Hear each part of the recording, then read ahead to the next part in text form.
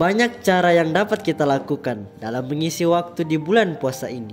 Mulai dari mengaji, membantu orang tua, belajar, dan masih banyak lagi. Salah satu hal yang positif yang bisa kita lakukan adalah dengan bertafakur di masjid. Ya, ini adalah salah satu perbuatan yang dianjurkan kepada kita untuk mengisi waktu di bulan puasa. Berbicara soal masjid, tentunya begitu banyak masjid yang dibangun dengan arsitektur yang menarik dan unik. Nah, hal ini selain untuk keindahan, juga dapat menarik perhatian orang untuk singgah dan melaksanakan ibadah di masjid itu.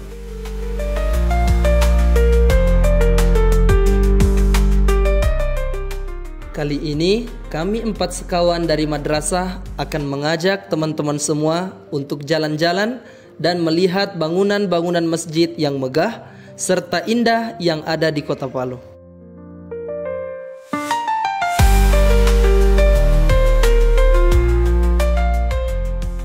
Assalamualaikum warahmatullahi wabarakatuh. Teman-teman pemirsa Jejak Ramadan, saat ini kami 4 sekawan berada di Masjid Jami, tepatnya di Kelurahan Baru, Jalan Kiai Haji Agus Salim, Kecamatan Palu Barat. For your information teman-teman, Masjid Jami ini merupakan masjid pertama yang ada di Kota Palu yang dibangun pada tahun 1812 oleh Imam Haji Borahima yang dimualafkan oleh Syekh Abdullah Raki atau Dato Karamah, dan ini menjadi saksi bisu perjalanan penyebaran agama Islam di Kota Palu oleh guru tua. Bicara tentang masjid pertama yang ada di Kota Palu, saya teringat dengan masjid pertama yang dibangun oleh Nabi Muhammad SAW. Kalau boleh tahu itu Kak Halil? Itu terletak di daerah Kuba yang dekat dengan Madinah. Masjidnya Masjid Kuba. Karena daerahnya yang dinamakan Kuba, jadi dinamakan Masjid Kuba. Jadi kurang lebih kampung di dalam kota Madinah itu. Nah, begitu. Jadi itulah teman-teman pengenalan dari sejarah Masjid Jami, masjid pertama yang ada di Kota Palu. Dan tentunya di Kota Palu ini terdapat banyak lagi masjid yang unik dan menarik dan juga mempunyai cerita yang khas dan juga unik dari masing-masing masjid tersebut. Langsung saja masjid yang ada di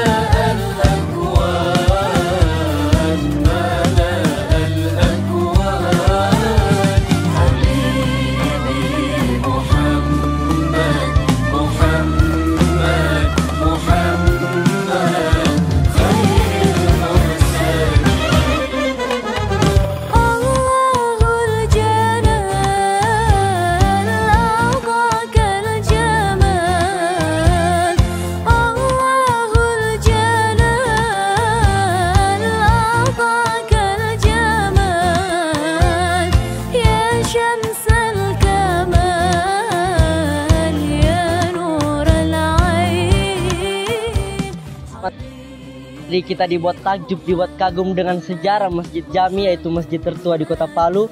Sekarang kita kembali lagi dibuat kagum, dibuat takjub dengan bagaimana desain masjid ini, yaitu Masjid Baitur Rahim, yang dimana masjid ini didesain hingga menyerupai bentuk Ka'bah di Mekah.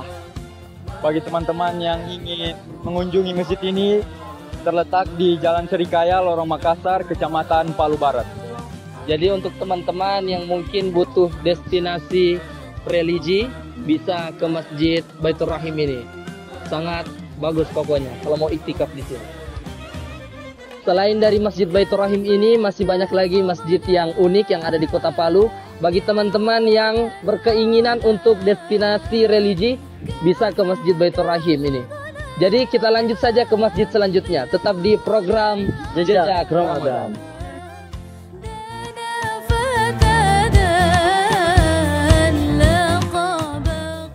Kalau tadi masjidnya menyerupai Ka'bah di Mekah, kali ini masjid yang kami datangi memiliki interior yang hampir sama dengan Masjid Nabawi di Madinah. Dari luar terlihat masjid ini sama seperti masjid pada umumnya. Namun saat kami masuk, Masya Allah, terlihat jelas keindahan Masjid Al-Hatami ini.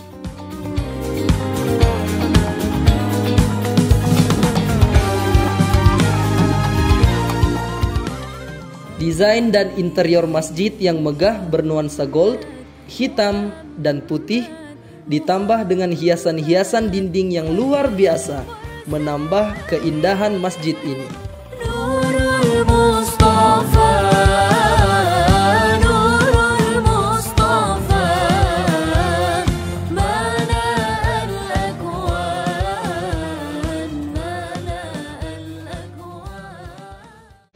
Nah teman-teman, kalau tadi kita sudah menemani teman-teman semua dari masjid yang bernuansa Ka'bah, sekarang kita berada di masjid yang dimana masjid ini bernuansa Madinah. Iya, posisinya kayak Masjid Nabawi. Iya, karena bentuknya begitu. Yakni Masjid Al-Hatami. Nah ngomong-ngomong teman-teman, ada ibadah yang dianjurkan oleh Rasulullah SAW di masjid, yaitu ibadah i'tikaf.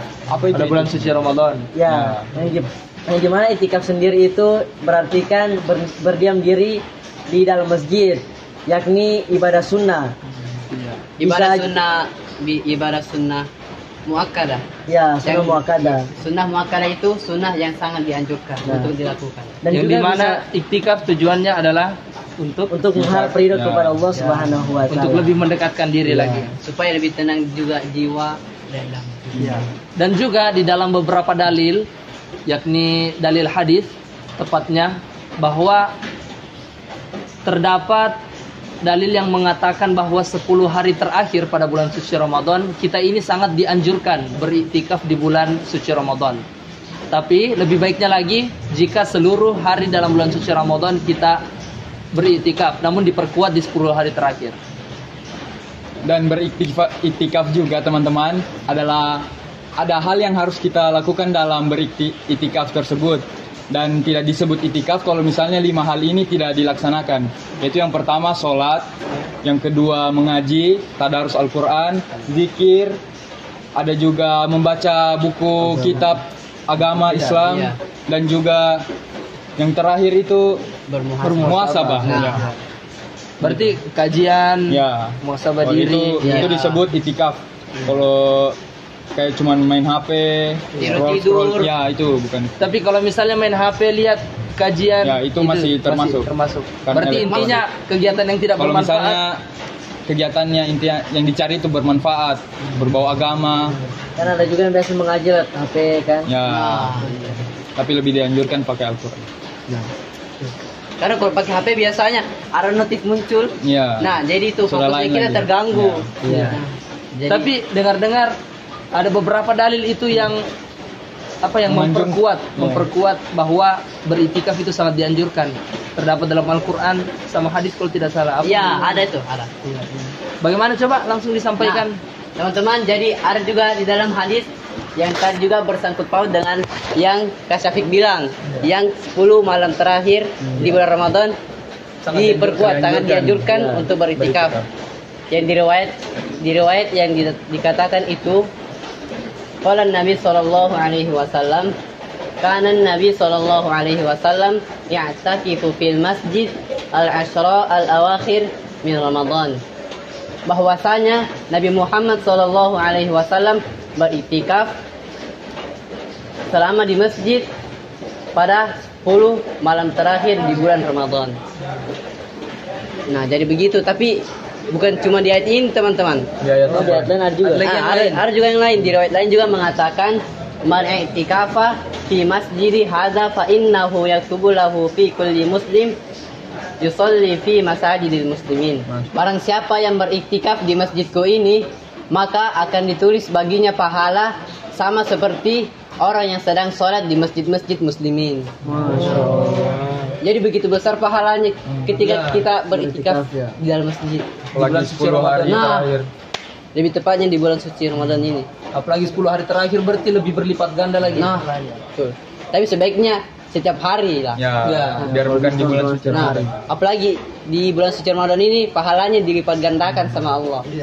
Dan juga teman-teman, informasi untuk kalian semua bahwa di 10 hari terakhir itu terdapat dalam beberapa dalil bahwa dijelaskan di antara 10 hari terakhir terdapat satu malam yang sangat mulia, yang lebih baik daripada 1000 bulan. Malam apa itu? Malam Lailatul Qadar. Jadi makanya iktikaf 10 hari terakhir itu sangat dianjurkan karena guna untuk mencari keutamaan malam Lailatul Qadar ini. Iya, Masya Allah. Apa itu malam Lailatul Qadar? Malam Yang kemuliaan. lebih baik daripada 1000 bulan. Malam kemuliaan yang lebih baik daripada 1000 bulan. Mungkin ada dijelaskan. Ya, mungkin ada selain hadis tadi ada ayat mungkin yang menjelaskan mengenai itikaf Khalil. Oh, kalau mengenai iktikaf kayaknya ada sih. Apa itu Khalil? Di dalam Al-Qur'an surah Al-Baqarah ayat 108. Allah Subhanahu wa taala berfirman, "A'udzu billahi minasyaitonir rajim. La takum fihi abada, la masjidun ussisa 'alat taqwa min awwali yaumin ahaqqu an taquma fihi. Fihi rijalun yuhibbuna ay yatahharu. Wallahu yuhibbul mutahhirin." Yang artinya, janganlah kamu berdiri di dalamnya selama-lamanya. La masjidun ussisa 'alat taqwa min awwali yaumin ahaqqu an taquma fihi. Masjid yang didirikan atas dasar takwa adalah lebih baik jika kamu berdiam diri di dalamnya. Fihi rijalun yuhibbuna ay yatahharu. Karena di dalam masjid tersebut ada orang-orang yang ingin membersihkan dirinya. Allahu yuhibbul mutahhirin. Sesungguhnya Allah Subhanahu wa taala menyukai orang-orang yang ingin membersihkan dirinya. Nah, sebelum itikaf teman-teman ada niatnya, yaitu nawaitul itikafa fi hadzal masjidi ma dumtu fihi lillahi taala. Jadi intinya teman-teman, kita haruslah memperbanyak ibadah sunnah kita di bulan suci Ramadan, terutama di 10 hari terakhir bulan suci Ramadan. Semoga kita semua termasuk orang-orang yang senantiasa berusaha untuk menyucikan diri kita. Jadi teman-teman, kita langsung lanjut saja ke perjalanan berikutnya. Ada masjid yang cukup jauh dari pusat kota Palu, yakni Masjid Islamic Center, Kecamatan Palu Utara. ya, di Kecamatan Palu Utara. Langsung saja kita ke sana. Tetap di program Jejak Ramadan.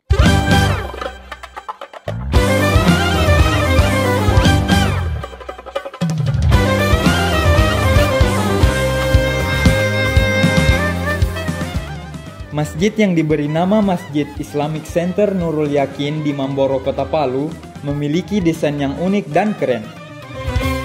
Masjid ini memiliki desain bangunan yang tidak sama dengan masjid-masjid pada umumnya.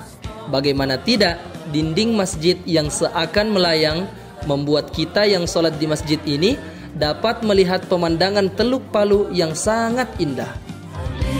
Terletak di pinggir jalan poros, memiliki area parkir yang luas, memiliki taman, dan yang paling penting, tempat wudhu dan toiletnya bersih loh teman-teman. Dijamin kalau kita sholat di sini, kita bakalan dapat ketenangan hati, jiwa, dan raga.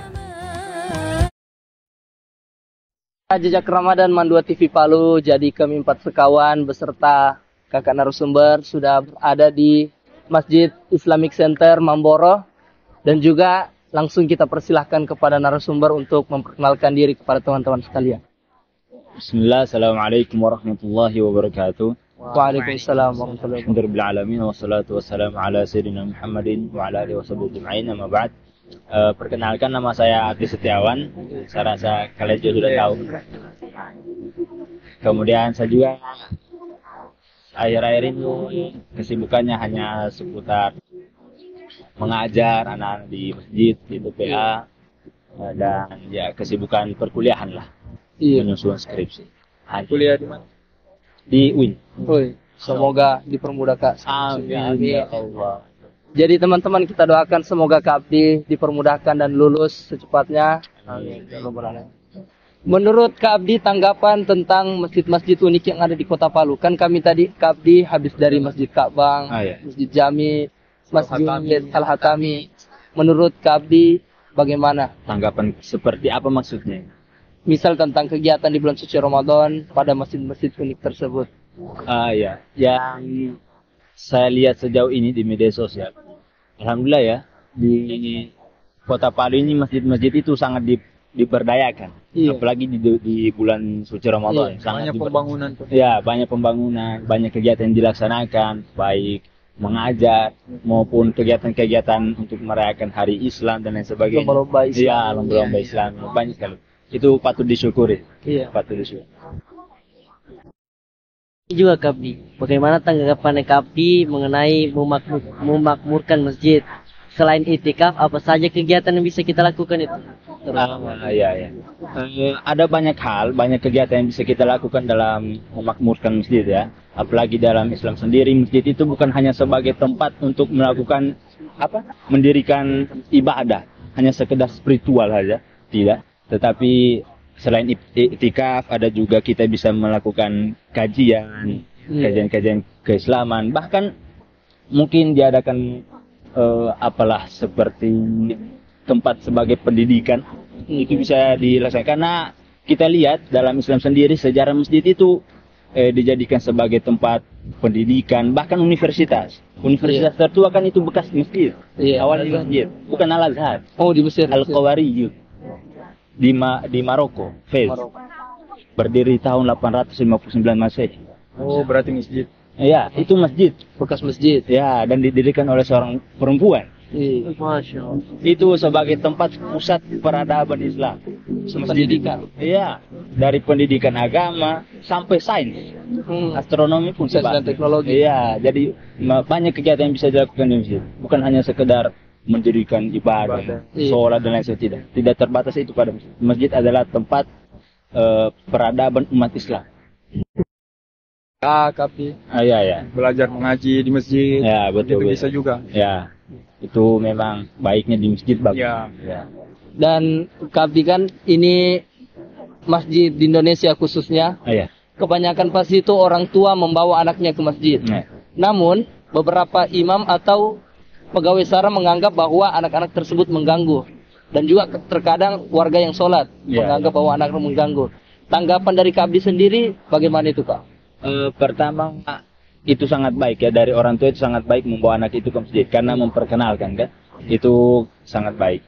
Kemudian ada memang beberapa hal yang bisa dibatasi dari anak-anak ini karena memang mengganggu kekhusyuan sholat itu sangat bisa masuk dalam unsur alasan syar'i ya. Jadi memang ada beberapa alasan yang bisa, tapi hendaknya janganlah sampai dimarah sampai anak-anak itu takut main di masjid karena ada Tidak mau lagi datang. Takutnya tidak mau meramaikan masjid. Ya, betul sekali. Karena kalau seandainya tidak ada anak-anak lagi yang mau ke masjid kan, Siapa? Tidak ada penerus. ya tidak akan ada penerus. Nanti mereka menganggap masjid itu sebagai tempat yang ditakuti ya. Jadi sebaiknya anak-anak itu seandainya mereka mengganggu kekhusyuan ibadah di masjid, diarahkan saja. Mungkin nanti kalian seperti ini, diarahkan lebih baiknya seperti ada di masjid yang viral itu, yang di mana, di Turki atau di mana, mereka disediakan tempat bermain di pojok belakang itu. Atau ada beberapa masjid juga di Indonesia yang ada pengawasnya memang untuk mengawasi anak-anak di soft belakang. Ini juga pelajarannya, anak-anak sebisanya jangan ditaruh kalau seandainya di bawah sholat. Tidak usah ditaruh di soft depan ya, mengganggu. Apalagi yang belum sunat, di belakang. Ya. Dan kalau bisa seandainya ada tamir atau ya pengurus masjidnya, dia mungkin bisa menjaga anak-anak sholat di bagian belakang biar tidak ribut. Karena yang viral-viral di TikTok ini, saf depan khusyuk, saf belakang war. Itu sebaiknya dijaga perasaan. Iya. Oh, jadi intinya Kapdi tidak perlu dimarah, tidak perlu ditegur keras, cukup diarahkan. Ya, diarahkan, dikasih tahu baik-baik. Jangan sampai buat anak itu trauma, takut dengan masjid. Seakan-akan masjid itu tempat yang hanya khusus orang tua, padahal tidak. Iya. Terkait seperti yang kita ketahui bahwa khususnya di Kota Palu ini sudah banyak masjid yang beragam dan juga unik, dan tentunya alhamdulillah sudah banyak masjid yang fasilitasnya berhasil membuat para jamaah nyaman. Namun yang kita ketahui juga dari kebanyakan jamaah yang mungkin kurang memanfaatkan fasilitas tersebut, justru masuk ke masjid hanya untuk ngadem, foto-foto, selfie. Menurut Kapdi itu bagaimana, Kak? Ya, yang pertama kita bahas soal membangun masjidnya yang unik ini. Iya. Itu tidak salah karena memang setidaknya tempat ibadah itu dibuat senyaman mungkin. Iya. Untuk Supaya- menjadi daya tarik. Iya, daya tarik umat ya. Iya. Nah, itu bagus, itu positif. Terkait orang yang datangnya itu bukan salah dari masjidnya ini, Iya. bukan. Dari- Karena masjid ini tidak mungkin dibangun Iya. supaya tidak. Niatnya itu khusus untuk membuat umat itu nyaman beribadah. Tetapi terkait niat Nafsi-nafsi. nafsi itu. Iya. Nah, itu tergantung dari orang yang datang itu. Kalau seandainya memang niatnya seperti itu datang ke masjid, ya syukur-syukurlah dia datang ke masjid begitu Iya. kan. Syukur-syukur dia bisa datang ke masjid, tapi setidaknya koreksi diri lah karena masjid itu bukan hanya untuk tempat selfie. Istirahat. Iya, niatnya bisa mengurangi innamal a'malu binniyat. Iya. Ya kan? Hadis riwayat Imam Muslim. Ya, segala sesuatu tergantung niat. Yang berkunjung ke masjid atau ke rumah Allah, ada hal-hal yang harus kita perhatikan mulai dari pakaian, memakai wangi-wangian. Mungkin itu dijelaskan dalam Al-Quran surah Al-Araf. Iya. Nah, jadi di dalam Al-Quran juga sudah dijelaskan oleh Allah Subhanahu wa taala di dalam Al-Quran surah Al-A'raf ayat 31. Allah Subhanahu wa taala berfirman, "A'udzu billahi minasyaitonir rajim. Ya bani Adam khuzu zinatakum 'inda kulli masjid" ila akhir ayat.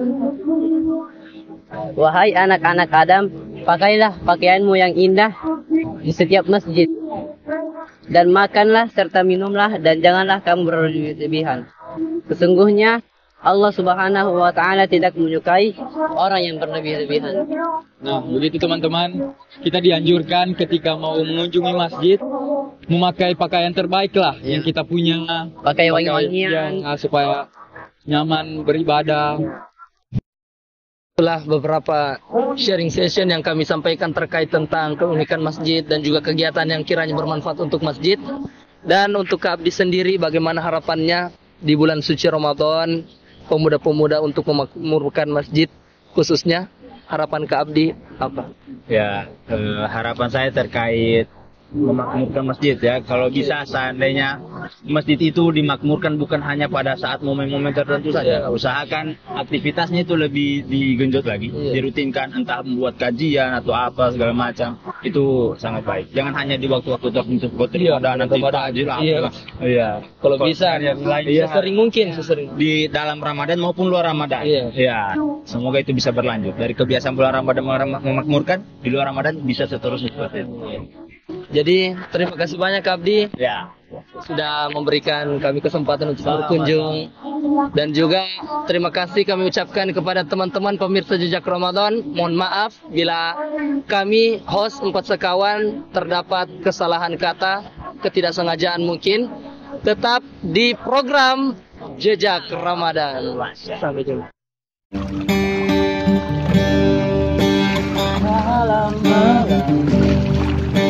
Bersihkan wajahnya dari bintang dan mulai turun setetes air lagi dari bulunya.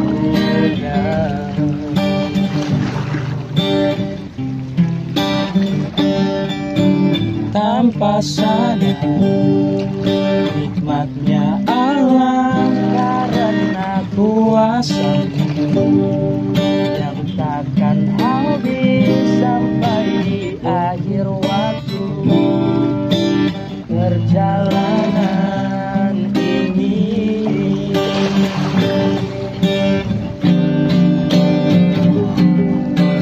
Terima kasihku padamu Tuhanku, tak mungkin dapat terukir oleh kata-kata, hanya dirimu yang tahu besar rasa cintaku padamu. Oh Tuhan, anugerahmu tak pernah berhenti, selalu datang kepadaku. Tuhan semesta alam dan satu janjiku, takkan berpaling dari